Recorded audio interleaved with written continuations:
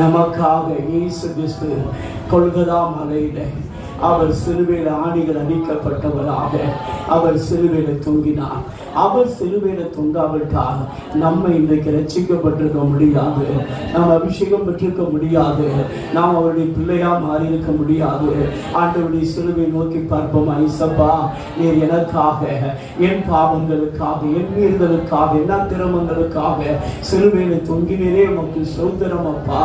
நான் மரிக்க வேண்டிய இடத்துல நீங்க எனக்காக மரித்து 3ஆம் நாள் ஜெயம் கொண்டு எழுந்தீங்கப்பா, அதுக்காக உமக்கு ஸ்தோத்திரம்.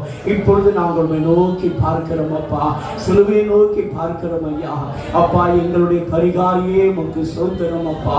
இந்த வேளையில தேவாவியானவர் எங்களோடு கூட பேசும்படியா எங்களை நாங்கள் தாழ்த்தி அர்ப்பணிக்கிறோம் அப்பா. தேவ வார்த்தை கேட்டு நாங்கள் குணமடைய கூடாதபடிக்கு இந்த இடத்துல போராடுகிற சகல அசுத்தாவிகளையும் இயேசுவின் நாமத்தில் கட்டுகிறோம். சாத்தான் கட்டி வைத்திருக்கிற கட்டுகளை அவிழ்க்கிறோம். இயேசுவின் நாமத்தில் அவைகளை துரத்துகிறோம் அப்பா. தூய ஆவியானுடைய ஆளுகைக்கு ஆரம்பம் முதல் முடிவு வரையிலும் உங்களுடைய பலிபீடத்தில் எங்களை அர்ப்பணித்து ஜெபிக்கிறோம். தேவனே, நீங்க பேசுங்க, நாங்கள் கேட்கிறோம்.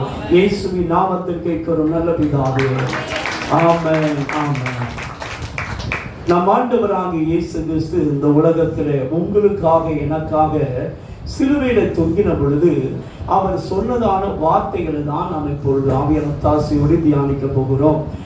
வேற செய்தி, அதாவது சிலுவை குறித்து வேற செய்தி கொடுக்கலாமே அப்படின்னு யோசித்தேன். ஆனா ஆண்டவரிடத்தில் ஜெபித்த பொழுது எனக்கு ஆண்டவர் சொன்னார், 7 வார்த்தைகளை நீ சொல் என்று. அதனாலதான் நம்ம இந்த 7 வார்த்தைகளுடைய திரும்ப என்ன செய்கிறோம், வருகிறோம். இல்லாவிட்டால் சிலுவை பற்றி வேற செய்திகளை நம்ம என்ன செய்யலாம், கேட்கலாம். 7 வார்த்தைகள் அடிக்கடி கேட்டுப்பாங்களே அப்படின்னு யோசித்தேன். ஆனா ஆண்டவர் சொன்னார், நீ இதை சொல் அப்படின்னு. அதனால நாம் ஆவியான தாசியோட தியானிக்க போகிறோம்.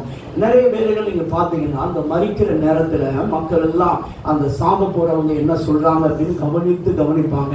அந்த நேரத்துல அவங்க சொல்ற ஒவ்வொரு வார்த்தையும் நிறைய பேருக்கு ஒன்று ஆசீர்வாதமா இருக்கும், சிலருக்கு வந்து துக்ககரமான காரியமாக என்ன செய்ய அமையும். சிலர் சாகும் போது தூசிப்பார்கள், சிலர் சாகும் போது பிள்ளைகளையும் பேர பிள்ளைகளையும் ஆசீர்வதிப்பார்கள். நீங்க பார்த்திருக்கீங்களா?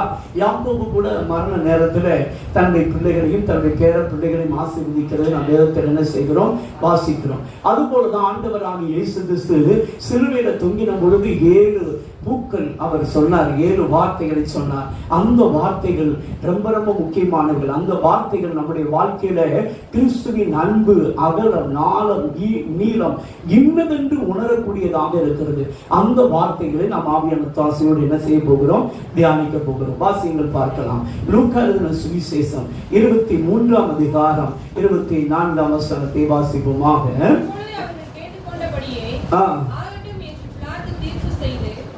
23-24 லூக்கா 23-24 வாசிங்க. அப்பொழுது அவர்கள் கேட்டுக்கொண்டபடியே ஆகட்டும் என்று பிலாத்து தீர்ப்பு செய்து கடகத்தின் நிமித்தமும் கொலை பாதகத்தின் நிமித்தமும் காவலில் போடப்பட்டிருந்தார். 24 வசனம் 23-24. அப்பொழுது இயேசு, பிதாவே, இவர்களுக்கு மன்னியும், தாங்கள் செய்கிறது என்னதென்று அறியாதிருக்கிறார்களே என்றால் அவருடைய வஸ்திரங்களை அவர்கள் பங்கிட்டு சீட்டு போட்டார்கள். பாருங்க, ஆண்டவராகிய இயேசு கிறிஸ்து சிலுவையில தொங்கின பொழுது சொன்ன முதல் வார்த்தை என்னன்னா, பிதாவே, இவர்களை என்ன செய்யும், மன்னியும். யாருமே இருக்கிறது மிக பயங்கரமான ஒரு தண்டனை என்னன்னு கேட்டீங்கன்னா சிலுவை மரணம் தான். சிலுவை மரணம் தான் அன்னைக்கு இருக்கிற ரோம கவர்மெண்ட்ல வந்து கொடுக்கக்கூடிய கொடிதான தண்டனை எதுன்னு கேட்டா சிலுவை மரணம்.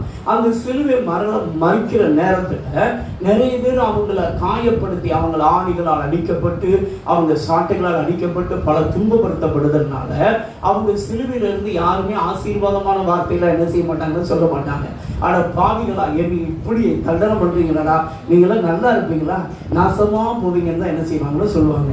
ஆனா இயேசு சிலுவையில சொன்னது என்ன தெரியுமா, பிதாவே, இவர்களை மன்னியும், தாங்கள் செய்கிறது இன்னதென்று என்ன செய்யாது இருக்கிறார்களே அறியாது. நம்மளே இருக்கிறோம், யாராவது ரொம்ப நம்மளை கோவப்படுத்துற என்ன பேச ஆரம்பிப்புன்னு நினைக்கீங்க, பொறுத்து பார்ப்போம், அடுத்து பொங்கி எழுந்து கொடுப்போம். பார்த்துருக்கீங்களா?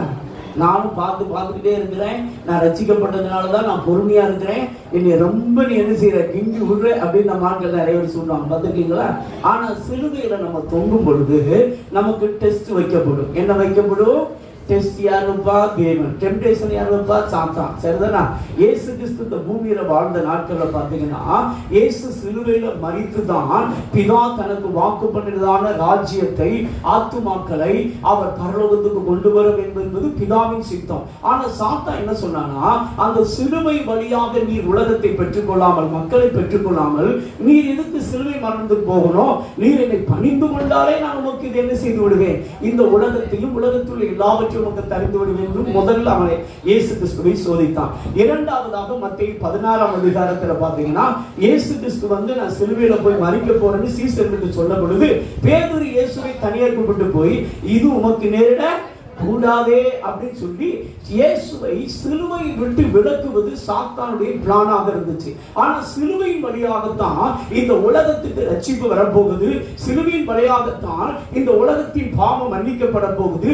சிலுவையின் வழியாகத்தான் இந்த உலகத்தின் அதிபதி நியாயம் தீர்க்கப்பட போகிறான். சிலுவையின் வழியாகத்தான் பாவத்திற்கு ஒரு முடிவு வரப்போகிறது. சிலுவையின் வழியாகத்தான் ஒரு மனிதன் நித்திய ஜீவனை பெற்றுக்கொள்ள முடியும் என்பது பிதாவினுடைய திட்டம். அல்லேலூயா. அதனால அந்த திட்டத்தை மாற்றுவதற்கு சாத்தான் முதல்ல பாத்தீங்கன்னா இயேசு கிறிஸ்து மத்தேயு 4ஆம் அதிகாரத்துல சோதிக்கும் போதே டைவர்ட் பண்ணி பார்த்தான். ஆனா இயேசு கிறிஸ்து பிதாவின் சித்தத்தை செய்வதில் அவர் கவனமாக இருந்தார். அல்லேலூயா. ஆனா அதுக்கடுத்து 16ஆம் அதிகாரத்திலே சிலுவை எதுக்குயா, நீர் எதுக்கு சிலுவைன்னு போய்கிட்டே இருக்கிறே, இது உமக்கு நேரிடக்கூடாது, அந்த சிலுவையை டைவர்ட் பண்ண பார்த்தான். அதுக்கடுத்து இயேசு கிறிஸ்து சிலுவையில் எப்படி தொங்கிக் கொண்டிருக்கிறார். சிலுவையில் தொங்கிக் கொண்டிருக்கும் போது அவரை எப்படியாவது சிலுவை விட்டு இறக்கிவிட வேண்டும் என்பது சாத்தானுடைய பிளான். ஆனா தேவனுடைய பிளான் என்னவென்றால் இயேசு சிலுவையில தான் எல்லாவற்றையும் செய்து முடிக்க வேண்டும். அல்லேலூயா. அதனால என்ன சொன்னாங்க தெரியுமா? கீழே நிக்கிறவங்க, நீ தேவகுமாரனே, ஆனா கொஞ்சம் கீழே என்ன செய்யும், இறங்கி வார, நாங்க உங்களை நம்புறோம், அப்பயாவது நீ தேவகுமாரன், நீ மேசியா என்பதை என்ன செய்கிறோம், நம்புகிறோம் அப்படின்னு சொல்லி பரியாசம் பண்ணினார்கள். ஆனால் இயேசு கிறிஸ்து சாத்தான் வைத்ததான அந்த டெம்டேஷன் 3 சோதனையிலும் இயேசு ஜெயித்து பிதாவின் சித்தத்தை இயேசு செய்து முடித்தார். அல்லேலூயா. உங்க வாழ்க்கையில கூட நீங்க இயேசுவை பின்பற்றுகிறீங்க. இயேசுவை பின்பற்றும் பொழுது உங்க வாழ்க்கையில சிலர் வந்து நீ இயேசுவை தேடி தேடி என்னத்தை கண்ட, உங்க வாழ்க்கையில என்ன நடக்குது அப்படின்னு உங்க வாயை கிண்டுவாங்க. வாயை கிண்டும் போது நீங்களும் வாயை திறந்து வீணா பேசிட்டீங்க அப்படின்னா நீங்க டெஸ்ட்ல ஃபெயில் ஆயிருவீங்க, டெம்டேஷன்ல தோத்துட்டீங்கன்னு அர்த்தம். என்ன அர்த்தம்? டெஸ்ட்ல என்ன செய்யணும், பாஸ் பண்ணணும். இயேசுவை தேட நமக்கு என்ன உண்டு, டெஸ்டும் உண்டு, டெம்டேஷன் உண்டு. டெஸ்ட் யார் வைக்கிறது? பரீட்சை கர்த்தர் வைக்கிறாரு. டெம்டேஷன் யார் வைக்கிறார்? சாத்தான் வைக்கிறான். நல்லா கவனிக்கணும். இயேசுவை தேடுறீங்க, ஜெபம் பண்றீங்க, ஜெபம் பண்ணி என்னத்தை கண்ட, நீ தான் ஜெபம் பண்ணிட்டு இருக்க, என்ன நடந்துருச்சு அப்படின்னு உங்க வாயை என்ன செய்வாங்க, கிண்டுவாங்க. கின்ற நேரத்திலையும் அமைதலாக நான் இயேசுவை விசுவாசிக்கிறேன், நான் கர்த்தரிடத்தில் ஜெபம் பண்ணியிருக்கிறேன், கர்த்தர் நிச்சயமா என்னை உயர்த்துவார், கர்த்தர் எனக்காக யாவையும் செய்து முடிப்பார், கர்த்தர் என்னை எல்லா தீங்கிற்கும் விலகி காப்பார் அப்படிங்கிற வார்த்தையை தான் நீங்க பேசுறீங்க ஒழிய அதை விட்டுட்டு ஆமா தான் நான் ஜெபம் பண்ணி என்னத்தை கண்டேன், ஒண்ணுமே நடக்கல, என் புருஷ வாழ்க்கையில மாற்றம் இல்லை, பிள்ளைய வாழ்க்கையில மாற்றம் இல்லை, என் வாழ்க்கையில என்ன இல்லை அப்படி நீங்க வாயை விட்டுட்டீங்கன்னு வச்சுக்கோங்க. சிலர் சொல்லுவாங்க பார்த்துருக்கீங்களா, ஆமா ஜோமணி என்னத்தை கண்டோம், சர்ச்சைக்கு போய் என்னத்தை கண்டோம் அப்படின்னு. அப்போதான் உங்களுக்கு என்ன வைக்கப்படுகிறது, டெஸ்ட் வைக்கப்படுகிறது, டெம்டேஷன் வைக்கப்படுகிறது. தேவ பிள்ளையே, இயேசு கிறிஸ்து சிலுவையில டெஸ்ட்லையும் பாஸ் பண்ணாரு, டெம்டேஷன்லையும் பாஸ் பண்ணாரு. அல்லேலூயா. ஒன்று தெரிஞ்சுக்கோங்க, நீங்க இந்த பூமியில இருக்கும் கடைசி வினாடி வரைக்கும் உங்களுக்கு என்ன வைக்கப்படும் தெரியுமா, டெஸ்ட் பிளஸ் டெம்டேஷன். என்ன வைக்கப்படுங்க, டெஸ்ட் பிளஸ் டெம்டேஷன். நிறைய பேர் இயேசுவை என்ன நினைக்கிறாங்க அப்படின்னா, சும்மா மொட்டைக்கடியே இயேசு ஏற்றுக்கொண்டா பரலோகம் பேர்லாம் நினைக்கிறாங்க. ஆனா டெஸ்ட்லையும் டெம்டேஷன்லையும் யார் பாஸ் பண்றாங்களோ அவன் தான் ஜெயம் கொள்ளுகிறவன். ஜெயம் கொள்ளுகிறவன் எல்லாவற்றையும் சுதந்திரித்துக் கொள்வான். அல்லேலூயா. சபைகளுக்கு ஆவியானவர் ஒவ்வொரு சபைக்கும் சொல்லும் போது என்ன சொல்றாரு தெரியுமா, ஜெயம் கொள்ளுகிறவனோ, ஜெயம் கொள்ளுகிறவனோ, ஜெயம் கொள்ளுகிறவனோ அப்படின்னு ஏன் வைக்கிறார் அப்படின்னா, உனக்கு டெஸ்ட் வைக்கப்படும், உனக்கு டெம்டேஷன் வைக்கப்படும். அந்த டெஸ்ட்ல நீ என்ன செய்யணும், பாஸ் பண்ணணும். இயேசுவை சாத்தான் சோதித்தான். ஆரம்பத்துல சோதித்து பார்த்தான், நடுவுல சோதித்து பார்த்தான், என்ட்ரன்ஸ் இயேசு சிலுவையில தொங்கும் போது சோதித்து பார்த்தான். இயேசு நினைச்ச இறங்க முடியுமா, முடியாதா சொல்லுங்க. இயேசு கிறிஸ்து அந்த பாத்திரத்தை வேண்டாம்னு சொல்லி ஜெபம் பண்ணி பார்த்தாரு. ஆனால் பிதாவின் சித்தம் அந்த பாத்திரத்துல தான் நீ பானம் பண்ணியே ஆகணும். உடனே என் சித்தத்தின்படி அல்ல, உம்முடைய சித்தத்தின்படி ஆக கடவுளை தேவன் வைத்திருக்கிற வழி சிலுவையின் மூலம் வெற்றி. அல்லேலூயா. தேவன் நமக்கு வைத்திருக்கிற வெற்றி எதில் இருக்கு தெரியுமா? சிலுவையின் வழியாகத்தான் இருக்கிறது. ஒரு தேவ பிள்ளை இயேசுவை ஏற்றுக்கொள்ளும் பொழுது, ஒருவன் என்னை பின்பற்றி வர விரும்பினால் தன்னைத்தானே வெறுத்து தன் சிலுவை எடுத்துக்கொண்டு என்ன செய்கிறவன் பின்பற்ற கடவுள். சிலுவையில் தான் வாழ்க்கையில வெற்றி. உனக்கு சிலுவை என்றால் என்ன? கர்த்தர் கணவன் மனைவி பிள்ளைகளை கொடுத்திருப்பார். அந்த பிள்ளைகளை கொடுத்திருக்கும் போது, வீட்டில் இருக்கும் போது நம்மளை தூண்டி விடுறதுக்குனே சில ஆட்கள் நம்ம வீட்டு ஆட்களே இருப்பாங்க. அந்த நேரத்தில் பொறுமையா இருக்கிற பொங்கி எழுந்துட்டீங்க அப்படின்னா நீங்க ஃபெயில் ஆகிடுவீங்க. என்ன ஆயிடுவீங்க? உங்க வீட்டு ஆட்களே உங்களை சொல்லுவாங்க தெரியுமா உங்களுக்கு, ஆமா எப்ப பார்த்தாலும் ஜெபமும் எப்ப பார்த்தாலும் பைபிள் தான் படிக்கிறா, ஆனா கொஞ்சம் கூட பொறுமை சொல்லுவாங்களா சொல்ல மாட்டாங்களா? சொல்லுங்கய்யா. அதுல உங்களுக்கு பரீட்சை கர்த்தர் கண்டிப்பா வைப்பார். பக்கத்துல சொல்லுங்க, கர்த்தர் உங்க வீட்டு ஆட்கள் வச்சே உங்களுக்கு பரீட்சை வைப்பாரு. சாத்தான் டெம்டேஷன் வைக்க வந்துருவான். என்ன வந்துருவான்? ஆனா இயேசுவை பின்பற்றினா சிலுவையை தூக்கிதான் ஆகணும். அல்லேலூயா. மத்தேயு 16ஆம் அதிகாரத்துல பாருங்க, இயேசு கிறிஸ்து சொல்றார், ஒருவன் என்னை பின்பற்றி வர விரும்பினால் தன்னைத்தானே வெறுத்து தன் சிலுவை எடுத்துக்கொண்டு என்ன செய்கிறவன் பின்பற்றுகிறான். அப்ப இயேசுவை பின்பற்றுகிற பொழுது நம்முடைய வாழ்க்கையில பலர் பல விதங்கள்ல நம்மளை என்ன செய்வார்கள்? நிந்திப்பார்கள். நல்லா கவனிக்கணும். ஆனா டெஸ்ட்ல பாஸ் பண்ணவங்க தான் அடுத்த போஸ்டிங் போக முடியும். சொல்றது புரியுதா? டெஸ்ட்ல பாஸ் பண்றவங்கள தான் கர்த்தர் பயன்படுத்துவார். ஆனா ஒண்ணு தெரிஞ்சுக்கோங்க, டெஸ்ட் வந்தாலே நமக்கு டெம்டேஷன் உண்டு. என்ன உண்டு? இயேசு கிறிஸ்து நமக்கு வைக்கிறது டெஸ்ட், ஆனா சாத்தான் நமக்கு வைக்கிறது டெம்டேஷன். டெம்டேஷன் தூண்டுதல். இந்த மரத்து கனியை சாப்பிடக்கூடாதுன்னு பிதாவாகிய தேவன் சொன்னார். ஆனா இப்ப ஆதாம் ஏவாள் என்ன செய்யல? சாப்பிடவே இல்லை. அவங்க வாட்டுக்கு அவன் டியூட்டியை பார்த்துட்டே இருக்கான். ஆனா டெஸ்ட் வச்சோடனே சாத்தான் பெர்மிஷன் கேட்டு வந்துட்டான். ஆதாம் ஏவாள நான் கொஞ்சம் என்ன செஞ்சு பார்க்கணும், சோதிச்சு பார்க்கணும். நீர் என்ன தான் ரொம்ப அபிஷேகம் பண்ணி வச்சிருக்கு, நான் இருந்த ஏதத்தோடு அந்த பயிரை வச்சிருக்கிறது, அப்ப அந்த பயிரை நான் கொஞ்சம் என்ன செய்ய வேண்டியது? டெஸ்ட் பண்ணணும். உடனே இயேசு கிறிஸ்து வேண்டாம்னு சொன்னாரா? பிதாவாகிய தேவன் வேண்டாம்னு சொன்னாரா? சொல்லல. பெர்மிஷன் கிராண்டட் அப்படின்னு. பெர்மிஷன் சொல்லுங்க. நீங்க ஜெபம் பண்ணி அபிஷேகம் பெற்று போனா உங்களுக்கு என்ன கிடைக்கும்? பெர்மிஷன் சொல்லுங்க. நீங்க இங்க நல்ல ஆவியை நிரம்பி ஜெபம் பண்ணிட்டு போவீங்க, அப்பாட கூட்டத்துல நம்ம பயரா மாறிட்டோம் அப்படின்னு. வீட்டுக்கு போனோடனே உங்களை பலூன் மாதிரி நீங்க ஊதி இருக்கிற உங்களை ஊசி வச்சு ஒரு குத்து குத்துனா டொப்புன்னு வடிச்சிருக்கீங்க. யாருக்கு தெரியும்? சாத்தானுக்கு. அதனால ரெடியா உங்க வாசல்ல உங்களுக்கு கண்ணி வெடி வச்சிருப்பாங்க. பாத்துருக்கீங்களா? என்ன வெடி வச்சிருப்பாங்க? கண்ணி வெடி. உங்களுக்கு வாயில இருந்து 5000 வரும் பாருங்க வார்த்தை. என்ன வார்த்தை வருதுன்னே நமக்கு சொல்லுங்க தெரியாது. பாத்துருக்கீங்களா? இதுதான் என்னது? கண்ணி வெடி. என்ன வெடிங்க? வச்சு நிறைய பேர் பாத்தீங்கன்னா பாஸே பண்றது இல்லை. இதுல என்ன பெரிய கொடுமை என்னன்னா, நிறைய பேர் என்ன செய்யறது இல்லை, திரும்ப திரும்ப அட்டம் எழுதிக்கிட்டே இருக்கிறது. எத்தனை வருஷம் ஆனாலும் 10 வருஷம் ஆனாலும் நிறைய பேர் என்ன செய்யறது?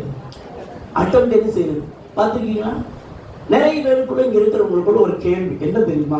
நான் பல வருடமா இயேசுதான் தேடுறேன், ஜெபம்லாம் பண்றேன், ஆனா நான் எதிர்பார்த்த உயர்வு எனக்கு என்ன செய்ய மாட்டேங்குது, வர மாட்டேங்குது பாஸ்டர் அப்படின்னு கேள்வியோட உட்காந்துருக்கீங்க. ஆண்டவர் சொல்றாரு, நான் உனக்கு வைக்கிற டெஸ்ட்லையும் 10 days நீ பாஸே பண்ணலையே, எப்படி நான் உயர்த்துறதுன்னு கேள்வி இருக்காரு.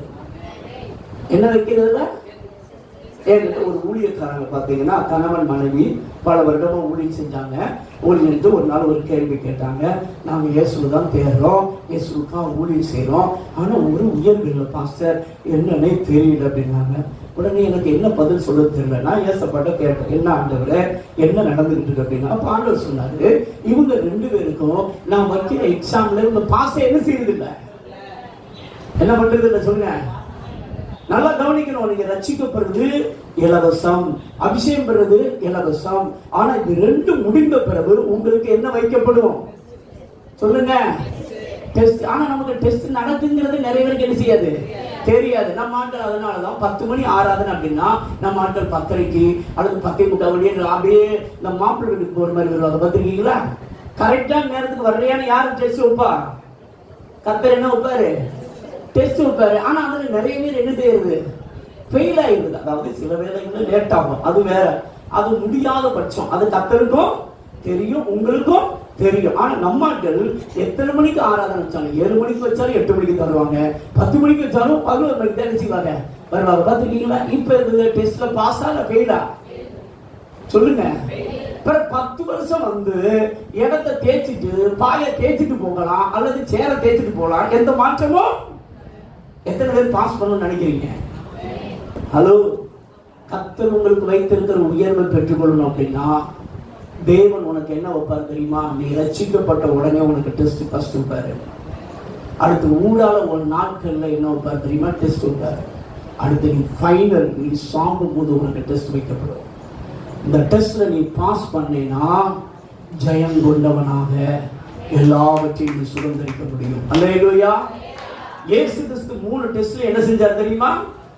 பாஸ் பண்ண. அல்லேலூயா. ஆனா நம்ம சிலுவையை தூக்குறோமா? சிலுவையை தூக்குற பழக்கமே நமக்கு கிடையாது. கொஞ்சம் இயேசுவை தேடும் போது நெருக்க வருது, பிரச்சனை வருது அப்படின்னா எனக்கு பெரிய தொந்தரவா இருக்கு பாஸ்டர், இந்த பிரச்சனையே நீங்க என்ன செய்யக்கூடாது, வரக்கூடாது. ஆனா பிரச்சனைகள் மத்தியில தான் கர்த்தர் நம்மளை உருவாக்குவார். அல்லேலூயா. இயேசு கிறிஸ்து சிலுவையில தொங்கும் போது சொன்ன முதல் வார்த்தை என்ன தெரியுமா? முதல் வார்த்தையும் அடுத்து பாத்தீங்கன்னா 4வது வார்த்தையும் அடுத்து 7வது வார்த்தை, இந்த 3மே ஜெபம். இந்த 3மே என்னதுங்க? ஜெபம். சிலுவையில ஒரு மனிதன் தொங்கும் பொழுது ஜெபிக்கலாம் முடியாது. சிலுவையில தொங்கும் போது என்ன பண்ண முடியாதுங்க? தொங்க முடியாது. அதாவது பாடுகள். சிலுவை என்பது எதை குறிக்குதுங்க? பாடுகள், வேதனைகள், துன்பங்கள், துயரங்கள், நெருக்கங்கள். இந்த பாடுகள் எல்லாம் நாம் செய்த தவறினால் வருவதல்ல. நல்லா கவனிக்கணும். நாம் செய்கிற தவறினால் வருகிறதல்ல. நாம் தவறே செய்திருக்க மாட்டோம், ஆனா மற்றவங்களால் நெருக்கப்படுவோம். நாம் தவறே செய்திருக்க மாட்டோம், மற்றவர்களால் துக்கப்படுத்தப்படுவோம். நாம் தவறே செய்திருக்க மாட்டோம், நம்ம மேல் பொய் குற்றச்சாட்டு என்ன செய்யும்? நடக்கும். இதுதான் என்னது தெரியுமா? பாடுகள். இந்த பாடுகள் நேரத்துல நீ சபிக்கிறையா இல்ல ஜெபம் பண்றியா அப்படின்னு கர்த்தர் பார்ப்பார். என்ன பண்ணுவாரு? சபிக்கிறையா அல்லது ஹலோ நீ தீமை செஞ்சு பாடுன்னு வச்சா கர்த்தர் அதுக்கெல்லாம் பதில் தர மாட்டார். சொல்றது புரியுதா? நான் அதை இப்ப சொல்லவே இல்லை. நீ நன்மைதான் செய்கிறாய், நீ உண்மையாத்தான் இருக்கிறாய், உண்மையாதான் கர்த்தருக்கு பயப்படுறாய். பயப்படுற நேரம் உனக்கு நிந்தைகள் வரும், அவமானங்கள் வரும், நெருக்கங்கள் வரும். யாரை கொண்டு வரும் தெரியுமா? சொந்த ஜனங்களை வச்சுதான் பிரச்சனையே வரும். அல்லேலூயா. யாரை வச்சுதான் வரும் சொல்ல பாக்கலாம்? சொந்த ஜனங்கள். நிறைய பேர் நினைக்கிறேன்னு தெரியுமா? எனக்கு தெரியாத ஆட்களை வச்சு பிரச்சனை. No no no. உன் வீட்டுக்குள்ள உன் கூடயே வளர்கிற கூட பிறந்த சகோதர சகோதரிகள், சொந்த பந்தங்கள், உங்க அப்பா அம்மா, என் கூட பிறந்த தம்பி அல்லது உன் பிள்ளை, எல்லாருமே உன்னை என்ன செய்வாங்க தெரியுமா? சோதிப்பார்கள். இயேசு அப்படித்தான் சோதனை நடந்துச்சு. இயேசுவ சொந்த ஜனங்கள் தான் சிலுவையில் அறைஞ்சாங்க. இயேசுவ பரியாசம் பண்ணது சொந்த ஜனங்கள் தான். அப்ப சொந்த ஜனங்களால் தான் நமக்கு என்ன வரும் தெரியுமா? பாடுகள் வரும், உபத்திரம் வரும், நெருக்கங்கள் வரும், பல விதமான நிந்தைகள் வரும், அவமானம் வரும். நீ இயேசு இயேசுன்னு சொன்னியே, எலியாவின் தேவனே அப்படின்னு இயேசு கூப்பிட்ட உடனே, என் தேவனே என் தேவனே இயேசு கூப்பிட்ட உடனே இவர் எலியாவை கூப்பிடுகிறார், பார்க்கலாம் அப்படின்னு என்ன செஞ்சாங்கன்னா பரியாசம் பண்ணாங்க. அது போலதான் நமக்கும் ஜெபம் பண்ணுகிறான், கர்த்தரை தேடுகிறான், ஊழியம் செய்கிறான், பார்க்கலாம் அப்படின்னு என்ன செய்வாங்க? பரியாசம் பண்ணுவாங்க. பரியாசம் பண்ற நேரம் சிலுவை விட்டு இறங்கிட்டு அப்படின்னா சிலுவையினால் வரக்கூடிய வெற்றி உனக்கு கிடைக்காம போயிடும். நெருக்கத்தினால் வரக்கூடிய, துன்பத்தினால் வரக்கூடிய, உத்தரவுகளினால் வரக்கூடிய மேன்மை உன் வாழ்க்கையில் என்ன செய்யாமல் போய்விடும்? வராமல் போய்விடும். வேதம் சொல்லுகிறது சங்கீதம் 105 அவர்களுடைய ரட்சிப்பின் அதிபதியை உபத்திரவங்களினாலே பூரணப்படுத்துவது அவருக்கு எப்படி கண்டதா? அவருக்கு பிரியமாய் கண்டதுன்னு சொல்லப்படுது. யாரை குறித்து சொல்லப்பட்டிருக்குது? யோசேப்பு குறித்து பார்க்கிறோம். யோசேப்புக்கு கர்த்தர் 17 வயதா இருக்கும்போது தேவன் அவனை குறித்து, அவனுடைய எதிர்காலத்தை குறித்து திட்டங்களை, தரிசனங்களை வெளிப்படுத்தினார். நீ இந்த நாட்டுக்கு, இந்த உலகத்துக்கு பிரதம மந்திரியா மாற போறப்பா அப்படின்னு சொல்லி சொன்னார். அது அவனுக்கு ரொம்ப சந்தோஷமா இருந்துச்சு. ஆனா கூட பிறந்தவனுக்கு எப்படி இருந்துச்சு தெரியுமா? எப்படி இருந்துச்சு? வேதனையா இருந்துச்சு, கோபமா இருந்துச்சு. ஏன்டா நீ எங்களுக்கான பெரிய ஆளா மாறிக்கணும், வைக்கிறோம்டா பேட்டு. என்ன வைக்கிறோம்?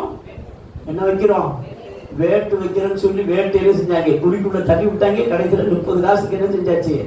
வித்தாச்சு. வித்து எங்க கொண்டு போகப்படுகிறார்? எகிப்துக்கு கொண்டு போகப்படுகிறார்.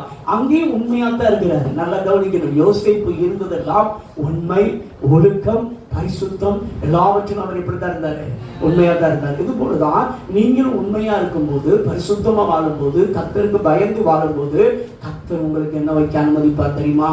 டெஸ்ட் வைக்க அனுமதிப்பார். அதே டெஸ்ட் வச்சாலே சாத்தான் வந்துருவான். யார் வந்துருவா சொல்லுங்க? டெஸ்ட் வந்தாலே யார் வந்துருவா? நீங்க எக்ஸாம் படிக்கிறீங்கன்னு வச்சுக்கோங்களேன். 10th எக்ஸாம் எழுத போறீங்க.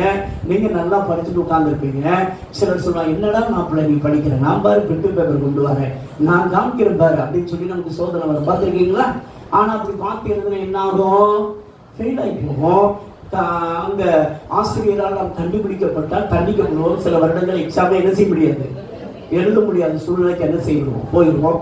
இல்லைன்னா திரும்ப அட்டம்ப்ட் என்ன செய்ய வேண்டியிருக்கும், எழுத வேண்டிய சூழ்நிலைகள் தரப்படுவோம். ஆனா ஒழுங்கா படிச்சிருந்தோம்னு வச்சுக்கோங்களேன், 10th எக்ஸாம் எழுதும் போது கஷ்டப்படுவோமா? அந்த 1 year ஒழுங்கா படிக்க வேண்டிய நேரம் படித்திருந்து, தூங்க வேண்டிய நேரம் தூங்கி இருந்து, ஒழுங்கா கரெக்டா இருந்தோம்னா டெஸ்ட் வைக்கிற நேரம் சூப்பரா எழுதி யாரும் கள்ளக்காப்பி காட்டுவானா அப்படின்னு ஏங்கிக்கிட்டுலாம் என்ன செய்ய மாட்டோம், இருக்க மாட்டோம். ஏன்னா நம்ம என்ன செஞ்சிருக்கோம், படிச்சிருக்கோம். கொஸ்டினை பார்த்தாலே நமக்கு தெரிஞ்சிடும் நம்ம ஒழுங்கா படிச்சிருக்கோமா படிக்கலையான்னு எப்ப தெரியும், கொஸ்டினை பார்த்தோன்னு என்ன செஞ்சிடும், டெஸ்ட் வந்தோன்னு நமக்கு தெரிஞ்சிடும். பார்த்துருக்கீங்களா?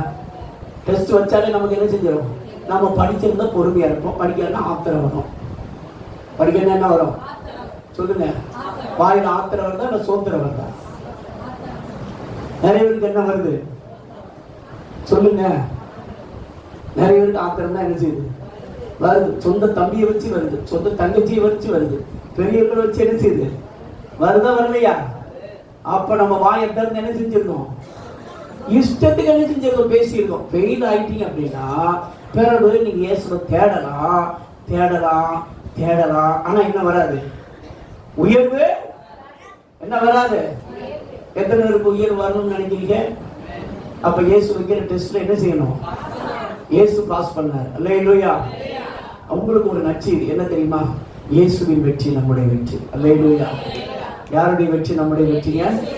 இயேசுவின் வெற்றி நம்முடைய வெற்றி. நம்ம ஆண்டவர் நமக்கு சுபாவத்தை மாத்திட்டு தான் உனக்கு டெஸ்ட் வைக்கிறார். என்னதை மாத்திட்டு?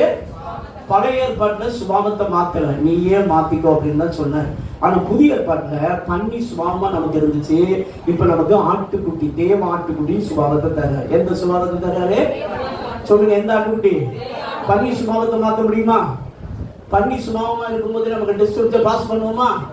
பாஸ் பண்ண முடியாது. அதனால அப்பா நம்முடைய சுபாவத்தை என்ன செய்யறாரு, ரட்சிக்கப்படும் போது நம்முடைய சுபாவத்தை என்ன செய்யறாரு, மாத்திருக்காரு. மாத்தின பிறகுதான் என்ன வைக்கிறாரு சொல்லுங்க பார்க்கலாம். அப்ப உங்களுக்கு பாடம்லாம் எடுக்கிறாங்க, பாடம்லாம் எடுத்த பிறகு உங்களுக்கு என்ன வைக்கப்படும் சொல்லுங்க. பாடமே சொல்லி தராம டெஸ்ட் வச்சா அந்த ஆசிரியர் நல்ல ஆசிரியரா சொல்லுங்க? நல்ல ஆசிரியர் கிடையாது. அதனால நம்ம ஆண்டவர் பாடம்லாம் சொல்லி தராம என்ன வைக்க மாட்டாரு, டெஸ்ட் அடிச்சு மாட்டாரு, வைக்க மாட்டாரு. உங்களுக்கு பாடம்லாம் கிளீனா அடிச்சு வச்சிருப்பாரு, எடுத்து வச்சிருப்பாரு. ஆனா எடுத்த பிறகு உங்களுக்கு என்ன நடக்குது, டெஸ்ட் நடக்குது. முறுமுறுக்கிறீங்களா அப்படின்னு பார்த்தாரு, இல்ல சோத்திரம் சொல்றீங்களா அப்படின்னு என்ன செய்வாரு பாப்பார். ஆத்திரம் வருதா இல்ல சோத்திரம் வருதான்னு என்ன செய்வாரு பாப்பார். நம்ம அந்த நேரத்துல எப்படி இருக்கணும், தன் காலத்தில் தன் கனியை தந்து இறையுதிராதிருக்கிற அவன் செய்வதெல்லாம். அப்ப இரவு பகலும் எதை தியானம் பண்ணணும், தேவனுடைய வார்த்தையை தியானம் பண்ணி இருதயத்துல வச்சிருந்தீங்கன்னா டெஸ்ட்ல நீங்க பாஸ் பண்ணிடலாம். டெஸ்ட்ல நீங்க என்ன செஞ்சிடலாம். ஆனா நம்ம இருதய மண்டலம், நம்ம சிந்தனை மண்டலம் முழுவதும் பாத்தீங்கன்னா சொந்த கதை, சோக கதை. எந்த கதை?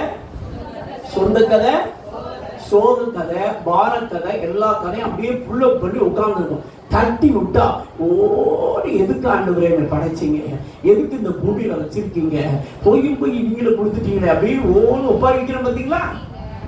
இந்த ஆட்கள்லாம் டெஸ்ட்ல என்னது, ஃபெயிலியர். இந்த ஆட்கள்லாம் டெஸ்ட்ல என்னது, நான் ஏன் பிறந்தேன்னு கேள்வி கேட்கும். பார்த்தீங்களா? இந்த ஆட்கள்லாம் டெஸ்ட் என்னது, ஃபெயிலியர். ஓன்னு உட்கார வச்சா அந்த ஆட்கள்லாம் என்னது, ஃபெயில். இப்போ உங்க பிள்ளைங்க உங்ககிட்ட அழுதுன்னு வச்சுக்கோங்க. சரிதானே? என்னன்னா ஸ்கூல்ல படிக்க வச்சிருக்கீங்களா, ஓன்னு உட்கார வைக்குது. ஆனா 9th ஸ்டாண்டர்ட் வரைக்கும் அதுக்கு ஃபீஸ் கட்டி எல்லாத்தையும் என்ன செஞ்சு வச்சிருக்கீங்க, படிக்க வச்சிருக்கீங்க. இப்போ 10th போகுது, ஆனா அழுகுது. அப்படின்னா அதுக்கு உங்க மேல விசுவாசம் இருக்குன்னு அர்த்தமா இல்ல விசுவாசம் இல்லைன்னு அர்த்தமா சொல்லுங்க? விசுவாசம் இல்லைன்னு அர்த்தம். அப்ப நீங்க இயேசு கிட்ட ரட்சிக்கப்பட்ட பிறகு, ஞானஸ்நானம் எடுத்த பிறகு, அபிஷேகம் பெற்ற பிறகு ஓன்னு உட்கார வச்சு என்னை ஏன் படைச்சீங்க அப்படின்னு நீ கேள்வி கேட்டேன்னா நீ இயேசு என்ன செய்யற தெரியுமா, துக்கப்படுத்துற. என்ன படுத்துற? இடத்துல சிலர் அப்படி பண்றீங்க. ஆண்டவர் சொல்றாரு, ஒன்றுக்கும் கவலைப்படாமல். எப்படி? பிலிப்பியர் 4ஆம் அதிகாரத்துல 6-7 வாசித்து பார்த்தீங்கன்னா, ஆண்டவர் சொல்ல, நீங்கள் ஒன்றுக்கும் கவலைப்படாமல் எல்லாவற்றை குறித்து உங்கள் விண்ணப்பங்களை சோத்திரத்தோடு ஜெபத்தினாலும் வேண்டுதலினாலும் யாருக்கு தெரியப்படுத்துங்க? தேவனுக்கு தெரியப்படுத்துங்க. அப்பொழுது எல்லா புத்திக்கு மேலான தேவ சமாதானம் உங்கள் இருதயங்களை கிறிஸ்து இயேசுவுக்குள் என்ன செய்யும்?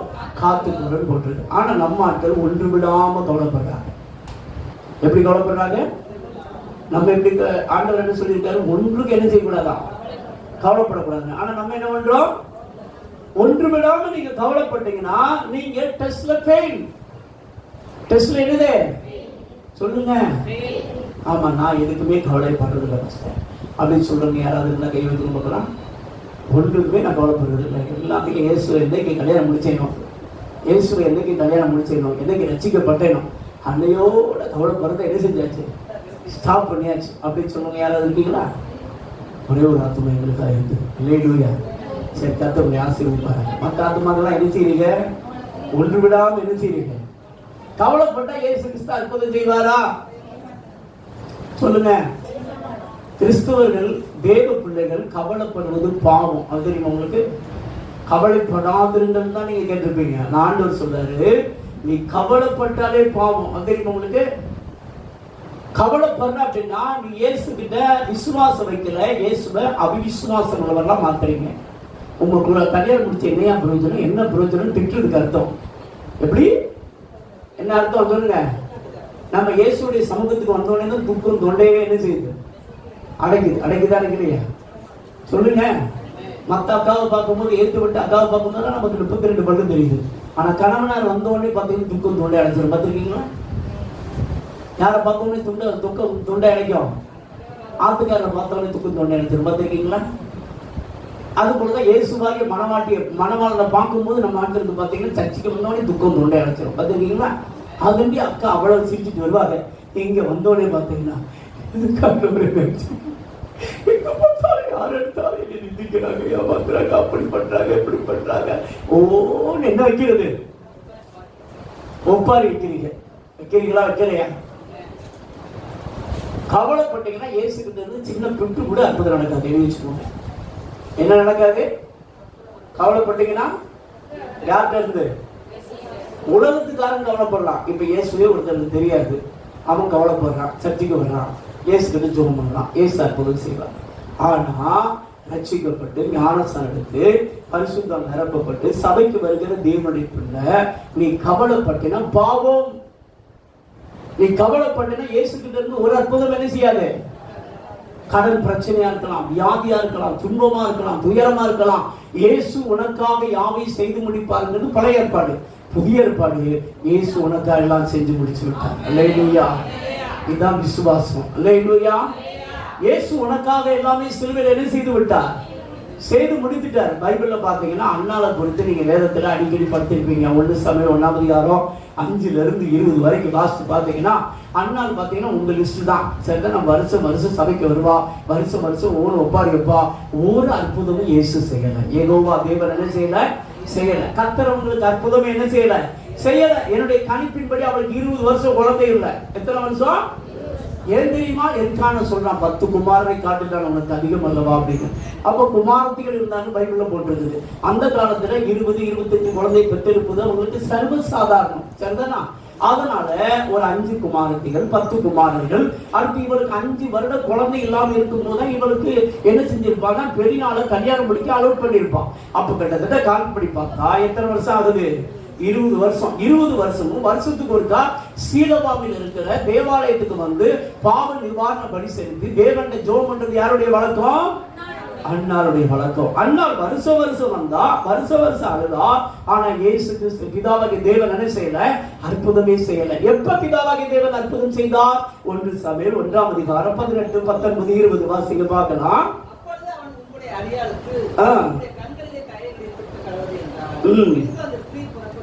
பின்பு அந்த ஸ்திரீ புறப்பட்டு போய் போஜனம் செய்தால் அப்புறம் அவள் எப்படி இருக்கலையாங்க? நல்லா கவனிங்க. நிறைய பேர் பார்த்திருக்கீங்களா? இயேசு கிட்ட வந்து அழுவாங்க, பலபடிக்கு வீட்டுக்கு போனா இப்படி தான் உட்காந்துருப்பாங்க, துக்க முகமா இருப்பாங்க. பார்த்திருக்கீங்களா? ஆனா மற்ற பேஸ்புக் இன்டர்நெட்டை பார்க்க சொல்லுங்க, அதை முடிஞ்ச உடனே என் முகத்துல எப்படி இருக்கும்னு நினைக்கிறீங்க? 32 பல்லு என்ன செய்யும்? நல்லா தெரியும். பார்த்திருக்கீங்களா? ஏதாவது ஒரு நாடகம் ஒரு சுட்டி டிவி, எந்த டிவியாவது பார்த்தா பல்லெல்லாம் என்ன செய்யும் தெரியும். ஆனா இயேசு கிட்ட போயிட்டு வந்துட்டு எப்படி இருக்கும்? அப்படியே துக்க முகத்துல தோய்ந்து போய் ஏன்டா இருக்கணும், எதுக்கு வாழ்றோம் அப்படின்னு இருக்கும். பார்த்துருக்கீங்களா? இது போலதான் அண்ணா இருந்தான். ஆனா அந்த வருடம் பாத்தீங்கன்னா அவன் எப்படி இருக்கலையா? துக்க முகமா இருக்கவில்லை. அடுத்து வாசிங்க.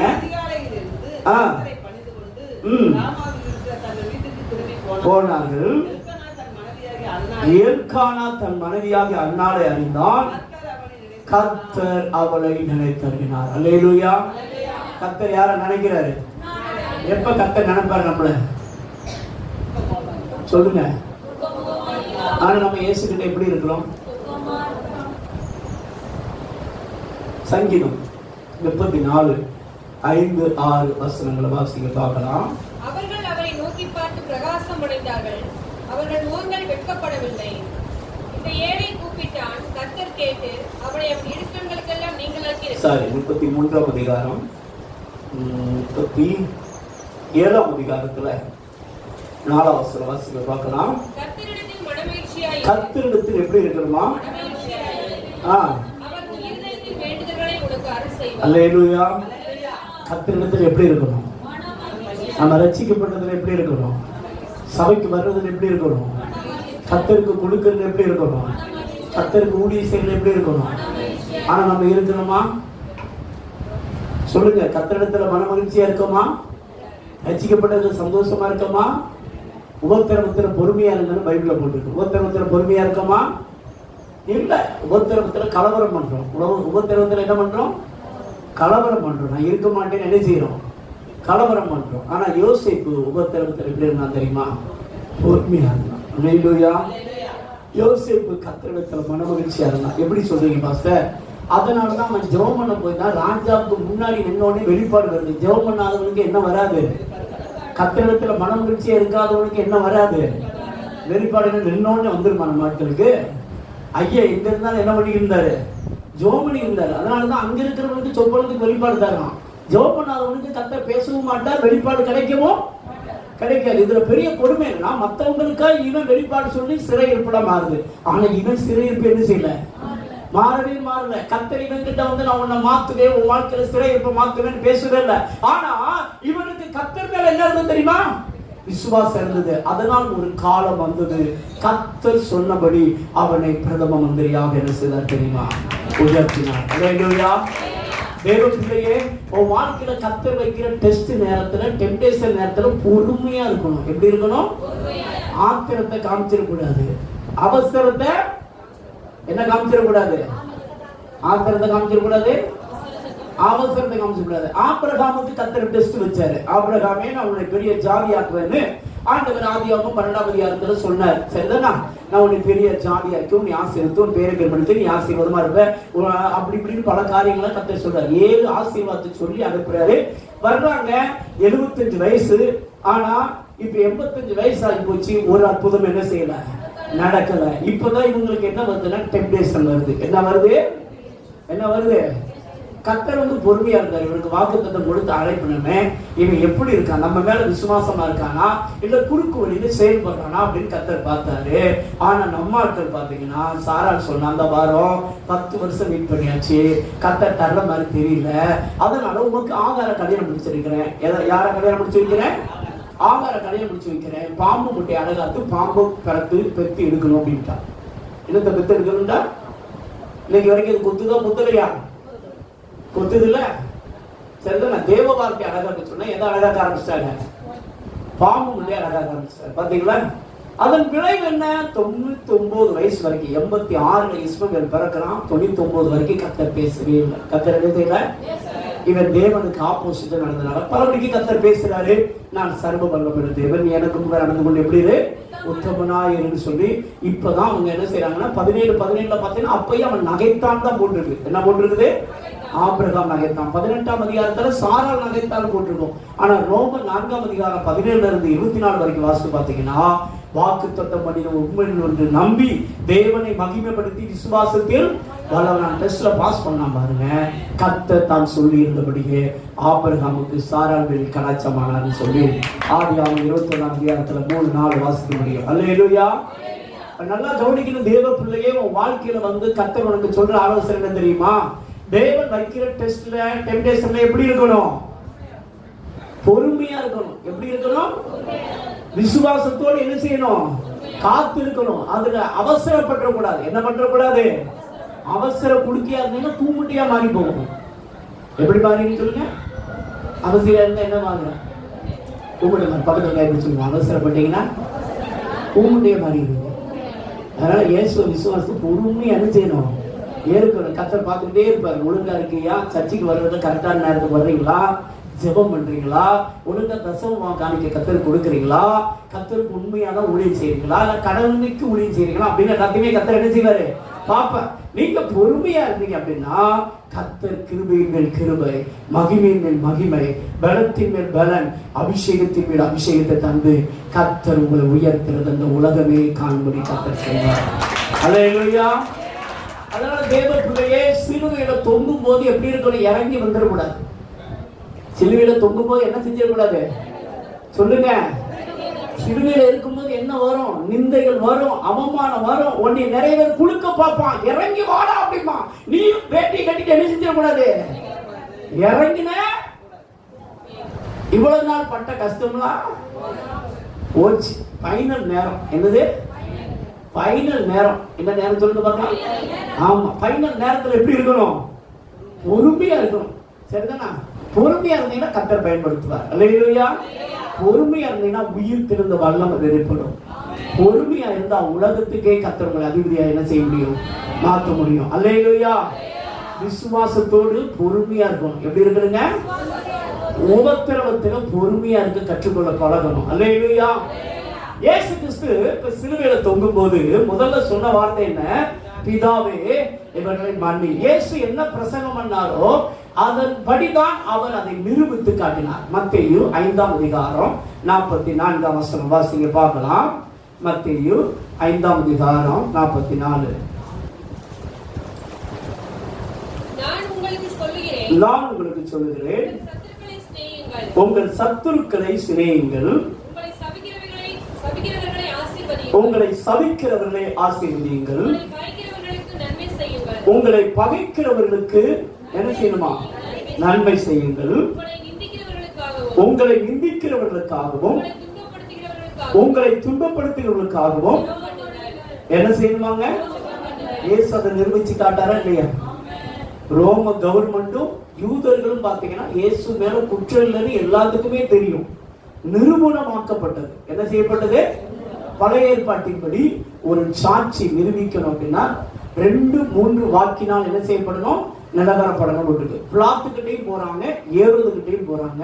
2 பேருமே பாத்தீங்கன்னா எந்த குற்றச்சாட்டும் இல்லைன்னு சொல்லி சொல்றத பைபிள்ல நம்ம வாசிக்கிறோம். அல்லேலூயா. இப்ப 2 அதிபதிகள் வந்து சொல்றாங்க இயேசு மேல ஒரு குற்றம் என்ன செய்யல. இது எல்லாம் யாருக்கு தெரியும்? அன்னைக்கு இருந்த ரோம கவர்மெண்ட்டுக்கு, போர் வீரர்களுக்கு நன்றாகவே தெரியும். அடுத்து யூதர்களுக்கு நன்றாகவே தெரியும். ரோம போர் வீரர்களாவது இயேசு மேல எந்த குற்றம் இல்லைன்னு சொல்லி பரியாசம் பண்ணாம இருந்திருக்கலாம், இயேசுவை நிதானமா நடத்தி இருக்கலாம். ஆனால் அவர்கள் இயேசுவை பரியாசம் பண்ணினார்கள், இயேசுவை நிந்தித்தார்கள்.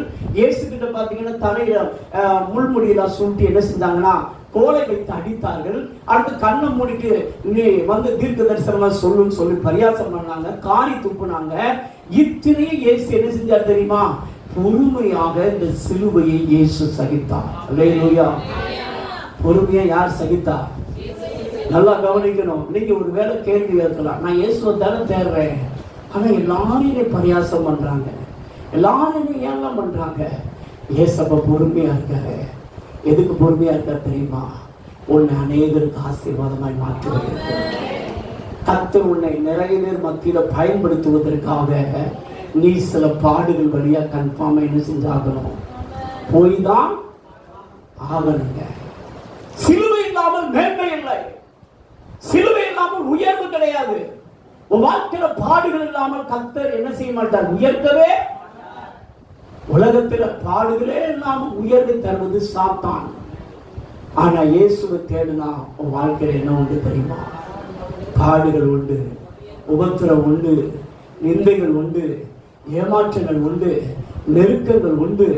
வேதத்தில் யோசேப்பை குறித்து சொல்லப்பட்டது, அவன் பிராணன் இரும்பில் அடைப்பட்டது. எதில் அடைப்பட்டிருந்ததாங்க? சங்கீதத்துல 105 106 அந்த வசன வாசிங்க பார்க்கலாம்.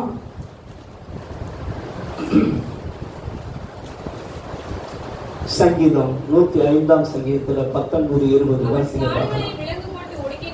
அவன் கால்களை விலங்கு போட்டு ஒடுக்கினார். அவன் பிராணன் என்ன செஞ்சதாங்க? நிறைய வேலைகள்ல நமக்கு இப்படிப்பட்ட சம்பவங்கள் என்ன செய்யலாம், நடக்கலாம். சிலுவையில நீங்க தொங்கும் பொழுது சாத்தான் உங்களை சோதிப்பான். உங்க சொந்த ஜனங்கள் உங்களை சோதிப்பார்கள். உங்க மாம்சம் உங்களை சோதிக்கும். எது சோதிக்கும் சொல்லி பார்க்கலாம். சாத்தான் சோதிப்பான். மாம்சம் என்ன தெரியுமா? இதுதான். அது என்ன சொல்ல தெரியுமா? இவ்வளவு நாள் பண்றாங்க இல்ல, காரி துப்புடா சபிடா என்ன செய்யும்? என்ன செய்யும் சொல்லும். நீங்க துப்பிட்டீங்க, சாப்டர் அவ்வளவுதான். புரியுதா? அது மாதிரி உலகம் உங்களை சோதிக்கும். உலகம்னா என்னது? கண்கள் இச்சை, மாம்சத்தின் இச்சை, ஜீவனத்தின் வறுமை. இது என்ன உங்களை என்ன செய்யும் தெரியுமா? இதான் சிலுவை. நீ பாவம் செஞ்சுட்ட அப்படின்னா கர்த்தர் உன்னை உயர்த்த, பாவம் செய்யறதுக்கு கர்த்தர் சூழ்நிலைகள் எல்லாவற்றையும் சாத்தான் கொண்டு வருவான். ஆனா ஏசப்பா உன்னை நம்பி இந்த பூமியில என் பிள்ளை பாவம் செய்யாதுன்னு அனுப்புவாரு. யோசேப்பை போல பரிசுத்தத்தை காத்துக்கிட்ட அப்படின்னா கர்த்தர் என்ன செய்வாரு? டெஸ்ட்ல எழுதே பாஸ் அப்படிம்பாரு. ஆனா தாவீதை போல கீழே விழுந்துட்ட, உன் சந்ததிக்கே இந்த சாபம் தொடரும் அப்படின்னா தெரியுதா?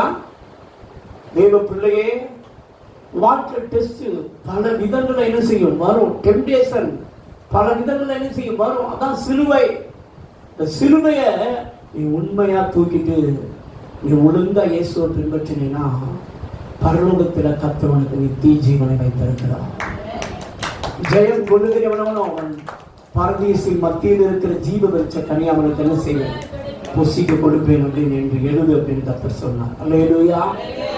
ஆனா இன்னைக்கு நிறைய பேர் பாஸே என்ன செய்யறது இல்லை, பண்றது இல்லை. பக்கத்துல எப்படி சொல்லுங்க, பாஸ் பண்ணிருக்கீங்களா? இல்ல பெயில் தான் ஆயிருக்கீங்களா?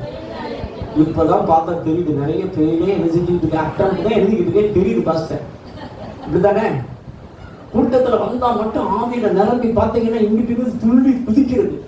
என்ன செய்யறது?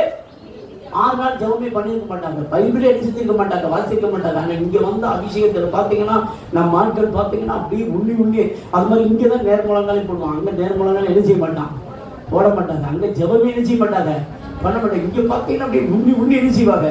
இங்க வந்தா அந்நிய பாசை, வீட்டுக்கு போனா அநியாய பாசை. இங்க வந்தா வீட்டுக்கு போனா இது கொடுமையா தெரியலையா? ஹலோ.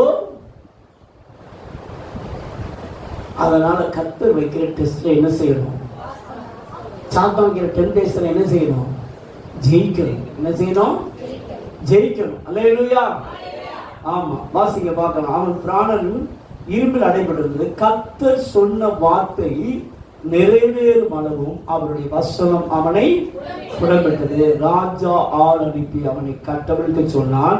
ஜனங்களின் அதிபதி அவனை விடுதலை பண்ணினான். தன் பிரபுக்களை அவன் மனதின்படி கட்டவும் தன் மூப்பர்களை ஞானிகளாக்கவும் அவனை தன் வீட்டுக்கு ஆண்டவனும் தன் ஆஸ்திக்கெல்லாம். நல்லா கவனிங்க. டெஸ்ட் பிளஸ் டெம்டேஷன் இது ரெண்டுலையும் பாஸ் பண்ணிட்டா உங்களுக்கு அத்தாரிட்டி கர்த்தர் கொடுப்பார். உங்க வார்த்தையிலிருந்து புறப்படுகிற வார்த்தை வல்லமை நிறைந்த வார்த்தைகளா மாறும். உங்க வார்த்தையிலிருந்து புறப்படுகிற வார்த்தைக்கு அத்தாரிட்டி இருக்கும், இந்த பவர் இருக்கும். சிலருக்கு சவுண்ட் மட்டும் பெருசா இருக்கும், ஆனா வெட்டு வெட்டு என்ன வெட்டு சொல்லுங்க.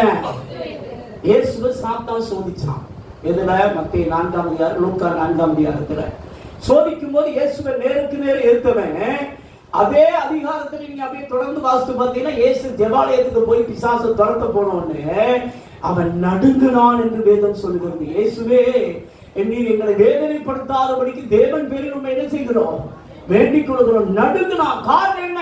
இயேசு கிறிஸ்து டெஸ்ட்ல பாஸ், சோதனைய செஞ்சுட்டார். ஆனா நீ வாயை திறந்தா பிசாசோட இருக்குதா? இருக்குலையா?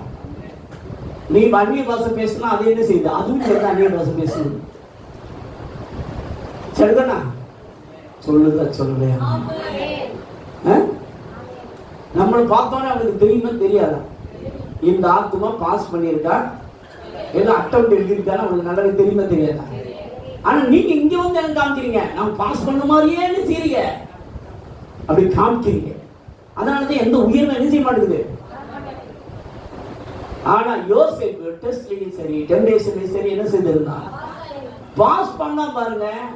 பரலோக கவர்மெண்ட் அவனுக்கு பாத்தீங்கன்னா, நீங்க ஆதியாகமத்தில் வாசி பார்த்தீங்கன்னா, உன் உத்தரவு இல்லாமல் ஒருவனாகிலும் தன் நாவையாகிலும் தன் கையாக என்ன செய்யக்கூடாது?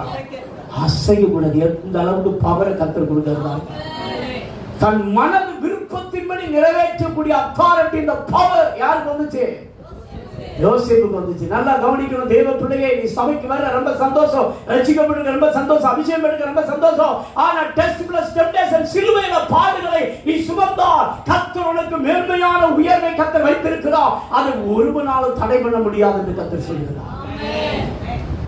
அந்த சிலுவையை சகிக்கணும். என்ன செய்யணுங்க? சிலர் இப்படி ஒரு கேள்வி கேட்கிறாங்க, எத்தனை வருஷம் தான் பாடுவது? அவருக்கு தெரியும் நீங்க எப்ப வரைக்கும் பாஸ் பண்றது. சீக்கிரத்துல பாஸ் பண்ணிட்டா சீக்கிரத்துல என்ன வந்துடும். ஆனா நம்ம பாஸ் பண்றதே பாத்தீங்கன்னா ஒரு எக்ஸாமே 10 தடவை என்ன செய்யுது? எத்தனை தடவை? ஆமா, அப்ப வாட்ஸ்அப் பேஸ்புக் கழுதி கல்காவியை பார்த்துட்டு டமான்னு ஃபெயில் ஆகுது. என்ன ஆயிருது? ஃபெயில் ஆன பிறகு என்ன செய்வீங்க? அட்டம் எழுத வேண்டியதான். எத்தனை பேர் அட்டம் எழுதுறீங்கன்னு உங்களுக்கே தெரியும். தெரியுதா? சரி, கவனிங்க. யோசேப்பு அப்ப உயர்த்தப்பட்டது காரணம் என்ன? சிலுவையை சகித்தான், பொறுமையா இருந்தான். அந்த கர்த்தர் சொன்ன தீர்க்க தரிசனம் அவன் வாழ்வில் என்ன செஞ்ச தெரியுமா? உனக்கு கர்த்தர் ஒரு வார்த்தை கொடுப்பார் என்றால், உன்னை உயர்த்துவேன்னு தீர்க்க தரிசனம் சொல்லியிருப்பார் என்றால், அந்த வார்த்தை உன்னை என்ன செய்யும் தெரியுமா? டெஸ்ட் வைக்கும். வார்த்தை உன்னை என்ன செய்யும்? சொல்லுங்க, என்ன செய்யும்? நமக்கு ப்ராபசி வரும்போது ரொம்ப சந்தோஷமா இருக்கு. பார்த்துருக்கீங்களா? சில ஊழியர்கள் மூலமா கர்த்தர் நம்மளோட பேசுவார். நான் உன்னை அப்படி ஆசீர்வதிப்பேன், உன்னை இப்படி ஆசீர்வதிப்பேன், நான் உன்னை அப்படி பயன்படுத்த. நம்ம ஆண்கள் பார்த்தீங்கன்னா அப்படியே கண்கள் இருந்து என்ன வரும்? புது புது புது புது புதுன்னு என்ன வரும்? ஆனா ஒண்ணு தெரிஞ்சுக்கோங்க, கர்த்தர் வாக்கு கொடுத்துட்டார், டெஸ்ட் ஆரம்பிச்சிருச்சுன்னு அர்த்தம். ஆனா டெஸ்ட் மறைச்சிருவார், கண்ணுக்கே தெரியாது. டெஸ்டும் கண்ணுக்கு தெரியாது, டெம்டேஷன் கண்ணுக்கு என்ன செய்யாது தெரியுது. யோசிப்பு மட்டும் 17 வயசுல உன்னை தூக்கி குழியில போடுவாங்க, உன்னை வித்துருவாங்க, உன்னை போத்திபார் வீட்டுல வச்சா அவ உனக்கு டெஸ்ட் வைப்பா, சிறைச்சாலையில உன் பிராணம் ஒடுக்குவாங்களா, அதுக்கு பிறகு நீ பிரதமரா மாறுவேன்னு சொல்லி கர்த்தர் வெளிப்படுத்தியிருந்தா அவன் ஓகே சொல்லியிருப்பானா? சொல்லுங்க. கர்த்தர் மறைச்சிட்டாரு. மறைச்சாலும் மறைக்கலையா? எல்லாத்தையும் கர்த்தர் வெளிப்படுத்துவார்னு நினைக்க கூடாது. உனக்கு வர உபத்திரவத்தால அவர் என்ன செய்ய மாட்டாரு? என்ன செய்ய மாட்டார்? சொல்லுங்க. வெளிப்படுத்த மாட்டார். மாவாட்டுறதுல என்ன செஞ்சிருவாரு? மாவாட்டின என்ன நல்லாதான் இருக்கும்? சொல்லுங்க. இடிபடும் போது நல்லாதான் இருக்கும். ஆனா இடிபட்டானா நீ நிறைய பேருக்கு ஆசீர்வாதம் என்ன செய்ய முடியும்? ஆமா, மாவு வந்து நிறைய பேருக்கு டேஸ்டா இருக்கு. இருக்குதா இல்லையா? டேஸ்டா இருக்க காரணம் என்ன? சொல்லுங்க. நல்லா இடிபட்டு அது என்ன செய்யும்? நைஸா மாறணும். அது சூப்பரா இருக்கும். அல்லேலூயா, எனக்கு என்னமா இடிக்கிறாங்க, நான் இடிக்கிறதுனால நிறைய பேர் சந்தோஷமா சாப்பிடுவார்கள். இட்லி மெதுவா இருந்துச்சு, பூவா இருந்துச்சு அப்படின்னு என்ன சந்தோஷமா படும்? சொல்லுங்க. நகையெல்லாம் போட்டு அழகுபடுத்தி காமிக்கிறீங்கல்ல, நகை இங்க ஒண்ணு அங்க ஒண்ணு அங்க ஒண்ணு தொங்குது. இது என்ன சும்மா வந்துச்சு நினைக்கிறீங்க? எதுக்குள்ள போச்சு? அக்கினிக்குள்ள போகும்போது சூப்பர், என்னை இந்த சகோதரி அணிய போகிறார்கள், அந்த நபர் அணிய போகிறார்கள், இந்த நபர் கழுத்தில் தொங்க விட போகிறார், மோதிரமாக போட போகிறார் அப்படின்னு அது சந்தோஷமா பட்டிருக்கோம். சொல்லுங்கயா. ஆனா அவ்வளவு உபத்திரவத்துக்குள்ள போனதுனால தான் நகை வந்து இப்ப 70,000 வந்துருச்சு. எவ்வளவு வந்துருச்சு? சொல்லுங்க. குப்பைக்குள்ள கடந்தது எவ்வளவு ரேட்டு? சொல்லுங்க. நகைன்னா இப்ப பெணம் கூட வாயை திறக்கும் போது தெரியுது. அந்த லெவலுக்கு என்ன செய்யுது? ஏன் வந்துச்சு? ஆனா உங்களை கண்டா எவனுக்கு வாயை திறக்க மாட்டான். ஏன்? இதனால ஒரு பிரயோஜனமும் கிடையாது. அது நமக்கு கிடைச்சா நிறைய பிரயோஜனம் இருக்குது. அது பிரயோஜனப்படுற காரணம் என்னதான்? உபத்திரவம் தான், சிலுவை தான் அதுக்கு காரணம். ஹலோ, சிலுவை என்றால் பாடுகள் இல்லாமல் கர்த்தருக்கு உயர்வு வைக்கவே இல்லை. தெரியுமா? பாடுகள் வரும்போது எப்படி இருக்கணும்? பொறுமையா இருக்கணும். என்ன செய்யணும்? சந்தோஷமா இருக்கணும். எப்படி இருக்குன்னு சொல்லி பார்க்கலாம். இயேசு கிறிஸ்து எப்படி இருந்தாரு? சந்தோஷமா தான் இருந்தாரு. அல்லேலூயா. என் பிதா கொடுத்த பாத்திரத்தை நான் பானம் பண்ணாமல் இருப்பேனும் அப்படின்னு கஷ்டமா இருந்தாலும் அது சந்தோஷமா அவர் அந்த பருகுனார். அல்லேலூயா. அதனால இயேசு என்ன செய்யப்பட்டார்? உயர்த்தப்பட்டார். சரி, இயேசு இந்த உலகத்துல என்ன பிரசங்கம் பண்ணாரோ அதை அப்படியே ப்ரூவ் பண்ணி காமிச்சார். நிந்திக்கிறவர்களுக்காக இயேசு என்ன செய்தார்? ஜெபம் பண்ணினார். என்ன ஜெபம் பண்ணினார்? பிதாவே, இவர்கள் தாங்கள் செய்கிறது இன்னதென்று அறியாமல் இருக்கிறார்களே அப்படின்னு. அவர் எல்லா பாவங்களும் மன்னிக்கப்பட ஜெபம் பண்ணார். நல்லா கவனிக்கணும். அன்னைக்கு இருந்த ரோம வீரர்கள் சிலுவையில் அறைந்திருந்தார்கள். அன்னைக்கு இருந்த யூதர்கள் சிலுவையில் அறைந்திருந்தார்கள். இப்ப இவங்க செஞ்ச இந்த பாவத்தை மன்னியும் தான் ஜெபம் பண்ணாரே ஒழிய அவன் பிறந்ததிலிருந்து செய்த பாவத்தை மன்னியும் இயேசு கிறிஸ்து என்ன செய்யல? ஜெபம் பண்ணல. நல்லா கவனிக்கணும். எல்லா பாவமும் மன்னிக்கப்படணும் அப்படின்னா லூக்கா எழுதின சுவிசேஷம் 24 அதிகாரம் 49 வசனம் வாசிங்க பார்க்கலாம். லூக்கா எழுதின சுவிசேஷம்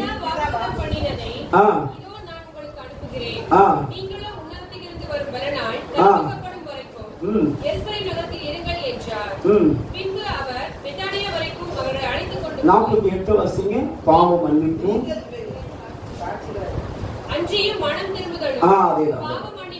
அன்றையும் மனம் திரும்புதலும் பாவ மன்னிப்பும் எருசலேம் தொடங்கி சகல தேசத்தாருக்கும் அவருடைய நாமத்தினாலே பிரசங்கிக்கப்பட வேண்டியதா இருக்கிறது. அல்லேலூயா.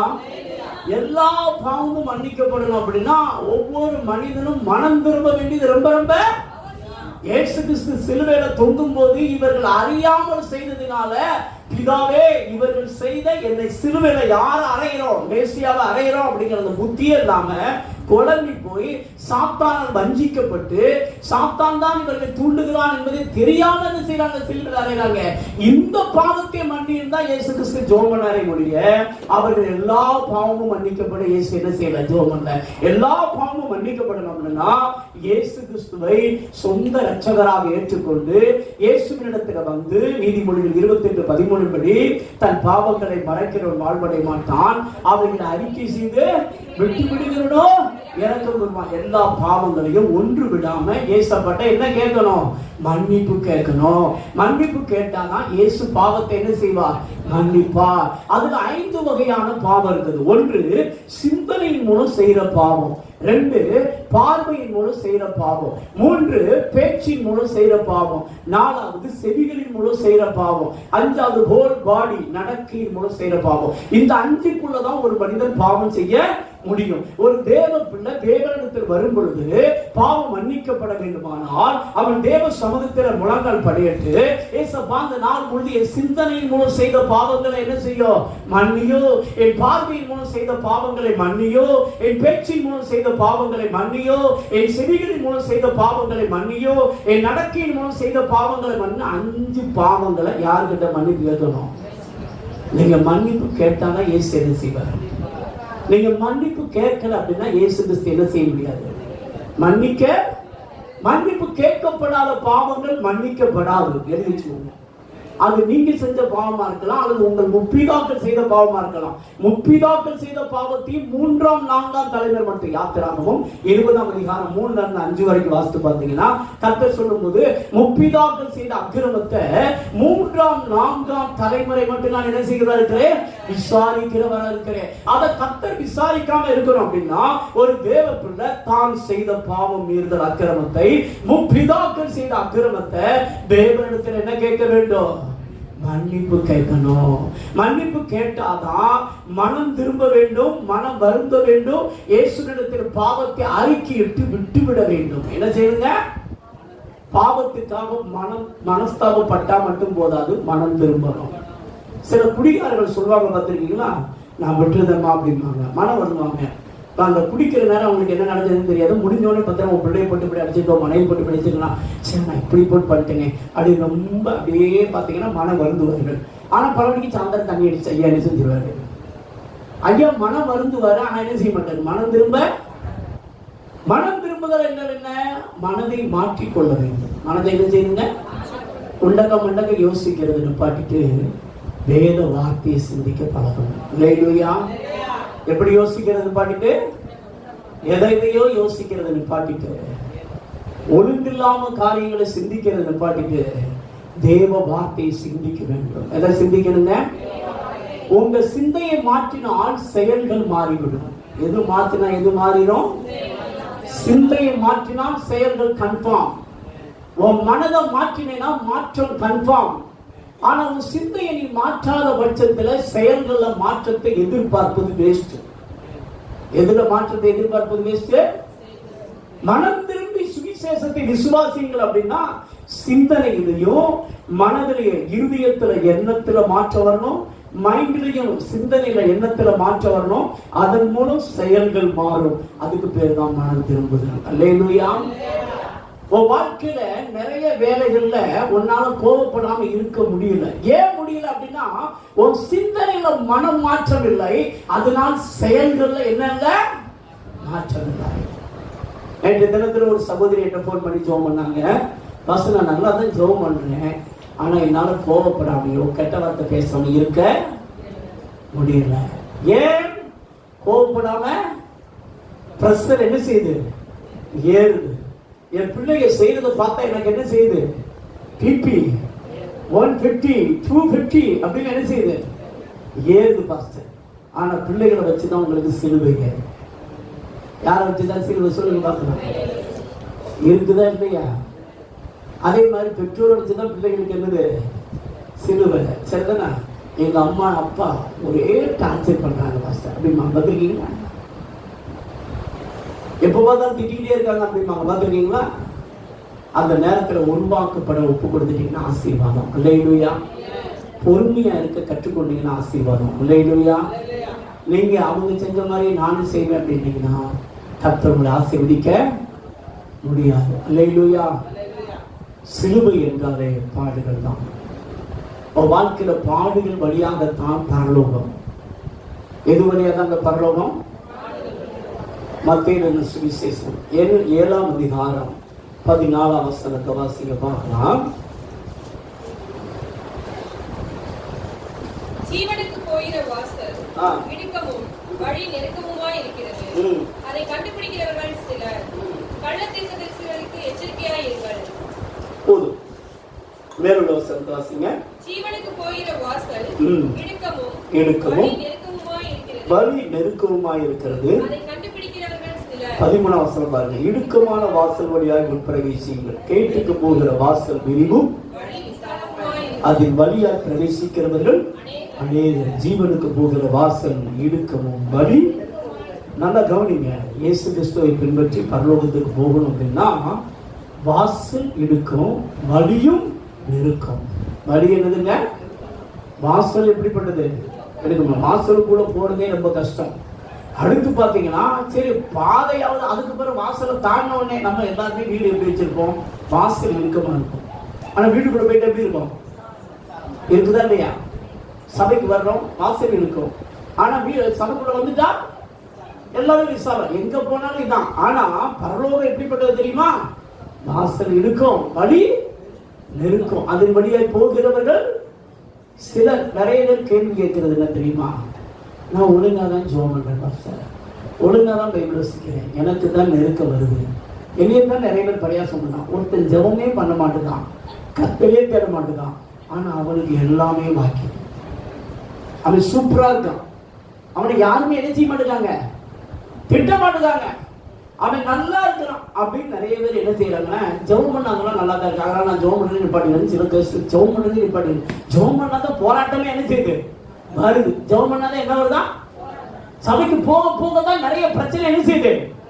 அதிகரிக்குது. அதனால சும்மா ஞாயிற்றுக்கிழமை மட்டும் அப்படியே தலையை காட்டிட்டு என்ன செஞ்சிடணும்? ரொம்ப போகாத, என்ன பண்ணிடாத, ரொம்ப என்ன செஞ்சிடாத. ஆண்டவர் நெருங்க நெருங்க என்ன வருதா? இது யாருடைய உபதேசம்? சாத்தானுடைய உபதேசம். சரி கவனி. ஆனா ஏசப்பாவை நம்ம நெருங்க நெருங்க நெருங்க சில டெஸ்டையும் டெம்டேஷனையும் கர்த்தர் என்ன செய்கிறார்? அனுமதிக்கிறார். எதற்கு? உனக்கு கிரீடத்தை தருவதற்கு. யாருக்கு தருவதற்கு? நீங்க இந்த உலக பேரண்டில் ஒலிம்பிக் போட்டியெல்லாம் பார்த்துருப்பீங்க. அந்த போட்டியில ஓட்ட பயிற்சியாளர்கள் நிறைய இருப்பாங்க, ஒவ்வொரு நாட்டில இருந்து வந்து இருப்பாங்க. பயிற்சியாளர்னு எடுத்தா ஒரு 20 நாட்ல இருந்து 20 பேர் தான் இருப்பாங்க. எத்தனை பேர் இருப்பாங்க? எத்தனை பேர் இருப்பாங்க ஓடுறதுக்கு? 20 பேர். ஆனா அதை வேடிக்கை பார்க்க லட்சக்கணக்கான மக்கள் இருப்பாங்க. பார்த்துருக்கீங்களா? அவன் கையில என்ன இருக்குன்னா ஐஸ்கிரீம் இருக்கும். அவன் கையில பாத்தீங்கன்னா அப்படியே சிலைப்பு நட்டு எல்லாமே வச்சு சாப்பிட்டு இருப்பான். ஆனா இவன் எப்படி இருப்பான் தெரியுமா உங்களுக்கு? எந்த ஐஸ்கிரீமா இருக்கும் சொல்லுங்க? ஐயா ஏற்கனவே 6 மாசமா ட்ரைனிங் எடுத்திருப்பாரு. என்ன எடுத்திருப்பாரு? இவன் கண்ணெல்லாம் எங்க இருக்கு தெரியுமா? அந்த லக்க என்ன செஞ்சாகணும்? பிடிச்சாகணும். விசில் அடிப்பாங்க. யாரையும் பார்க்க கூடாது. என்ன செய்யக்கூடாது? புகழ்றவனையும் பார்க்க கூடாது, இகழ்றவனையும் என்ன செய்யக்கூடாது? பார்க்க கூடாது. ஆனா எதை பிடிச்சாகணும்? அந்த லக்க பிடிச்சவன நமக்கு என்ன கிடைக்கும்? கிரீடம். அந்த நோக்கத்தோடு தான் அவங்க என்ன செய்வாங்க அப்படின்னா, அந்த ஃபீல்டுல நிக்கிறவங்க டெஸ்ட் வைக்கிற நேரம் அப்படி கண்ணும் கருத்துமா இருப்பாங்க. இந்த டெஸ்ட் வைக்கிற நேரத்துல அவனை டைவர்ட் பண்றதுக்கு சில ஆட்கள் இருப்பாங்க. தெரியுமா உங்களுக்கு? டைவர்ட் பண்றதுக்கு இவன் கண்ணை திருப்பினா அப்படின்னா இவன் ஃபெயில் ஆயிடுவான். என்ன ஆயிடுவான்? எவன் ஒருவன் அந்த லக்க அடையிறதுல கவனமா இருக்கிறான், என்ன புகழ்றவனையும் பார்க்க மாட்டேன், இகழ்றவனையும் என்ன செய்ய மாட்டேன், பார்க்க மாட்டேன் அப்படிங்கிறத ட்ரைனிங் எடுத்து ஒழுங்கா நிக்கிறானோ அவன் கரெக்டா ஓடி ஃபர்ஸ்ட் பிரைஸ் வாங்குவான். ஃபர்ஸ்ட் பிரைஸ் வாங்கும்போது உலகமே அவனை பார்த்து என்ன செய்ய தெரியுமா? சந்தோஷப்படும். அல்லேலூயா. நல்லா கவனிக்கணும். உன் வாழ்க்கையில ஏன் நெருக்கம் வருது, உன் வாழ்க்கையில ஏன் பாடுகள் வருது, உன் வாழ்க்கையில எல்லாரும் அவமானப்படுத்துறாங்கன்னா நீ இந்த நேரத்துல பொறுமையா இருந்து ஆவியின் கனியை வெளிப்படுத்திட்டேன்னா ஒரு நாள் உலகம் சொல்லும், இவன் பின்பற்றுகிற இயேசுவை நானும் பின்பற்றுகிறேன், நீ தேடுகிற இயேசுவை தேடி நானும் சபைக்கு வருகிறேன், நீ இயேசுவை தேட நான் உயர்த்தப்பட்டிருக்கிறார், நான் வருகிறேன் என்று உலகம் உன்னை பின்பற்றுகிறோம். இல்லையா? ஆனா நீ டெஸ்ட்ல ஃபெயில் ஆயிட்டேன்னா உலகம் யாரை தேடாது. நிறைய பேர் சொல்லுவாங்க பார்த்துருக்கீங்களா? ஆமா இவரே போய் நம்ம நல்லா இருக்கிறா, நம்மளாம் அந்த இயேசு என்ன செய்யக்கூடாது சொல்லுவாங்க பார்த்துருக்கீங்களா? அப்படின்னா என்ன அர்த்தம்? நீங்க டெஸ்ட்ல என்ன ஆகிட்டீங்க? பாஸ் பண்ணா தான் உலகம் உங்களை பார்த்து என்ன செய்ய பின்பற்றும். யார? இயேசுவை பின்பற்றும். யாரை பின்பற்றுங்க? இயேசு பின்பற்றினா நீங்க ஒழுங்கா பாஸ் பண்ணி இருக்கணும்.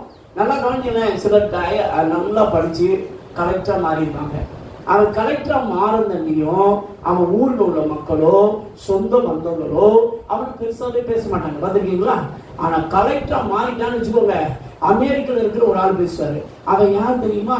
எங்க பெரியப்பா வெளியில அப்படி சுத்தி இப்படி சுத்தி இந்த டிஸ்ட்ரிக்ட்ல எங்க அண்ணன் பையன் தான் இருக்கான் கலெக்டர் சொல்லுவான். பார்த்துருக்கீங்களா? அதுக்கு அவனுக்கு கண்ணு தெரிஞ்சிருக்குமா? ஆனா ஐயா எத்தனை வருடம் கண் விழிப்புலையும் சாப்பிடாமலையும் உட்காந்து படிச்சு விழுந்து விழுந்து படிச்சு எத்தனை டெஸ்ட் எழுதிருப்பாரு. அத்தனை டெஸ்ட் எழுதினோடனே இப்ப எல்லாம் நிக்கிறாரு. கரெக்டா நிக்க போய் உலகமே என்ன செய்யுது? செலக்ட் பண்ணுது. பண்ணுதான் பண்ணலையாங்க? அப்ப நீங்க டெஸ்ட்ல பாஸ் பண்ணா உலகம் உங்களை என்ன செய்யும்? இல்லைன்னா ஆனா நம்ம தான் பாஸ் பண்ற பழக்கமே கிடையாது. என்ன பழக்கமே கிடையாது? சிலுவையை சுமக்கிற பழக்கமே கிடையாது. அவன் ஒழுங்கா சிலுவை சுமந்தான். என்ன சிலுவை? படிக்கிறதா அவனுக்கு சிலுவை, டெஸ்ட் தான் அவனுக்கு சிலுவை. அதுல ஒழுங்கா இருந்தான். அட்டம் எழுதல. என்ன எழுதல? ஒழுங்கா படிக்க வேண்டிய நேரத்துல படிச்ச, கரெக்டா எழுத வேண்டிய நேரம் எழுதினார். அதனால ஐயா இப்ப எப்படி இருக்காரு? புரியுதா? இப்ப நீங்க எல்லாம் என்ன செய்யணும்? பாஸ் பண்ணணும். அதான் இப்ப மேட்ரு என்னன்னா பாஸ் பண்ணீங்கன்னா கர்த்தர் உங்களை என்ன செய்யறாரு? ஆசீர்வதிப்பார்.